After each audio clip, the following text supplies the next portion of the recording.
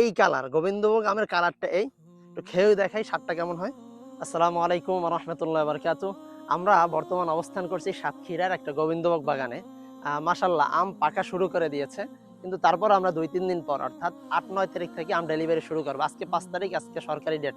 অনেকে ডেলিভারি দিচ্ছে। মাশাআল্লাহ কিছু আম পরিপক্ক হয়েছে, কিছু আম অপরিপক্ক আছে। কিন্তু আমরা যে বাগানে আছি মাশাআল্লাহ আম পুরোপুরি পরিপক্ক হয়ে গেছে। একটা পাকা আম, একেবারে গাছ পাকা আম।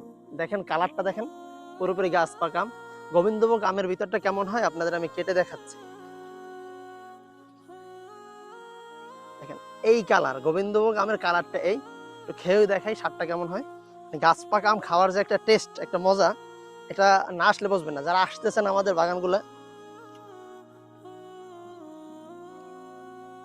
আসলে গাছ পাকা আমের যে স্বাদ, এটা আপনাদের বলে বোঝানো যাবে না যে স্বাদ কি।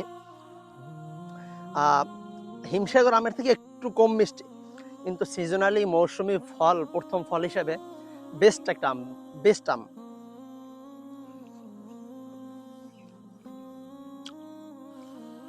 যারা চান এরকম প্রিমিয়াম আম অর্ডার করতে, এখন অর্ডার করে দিন।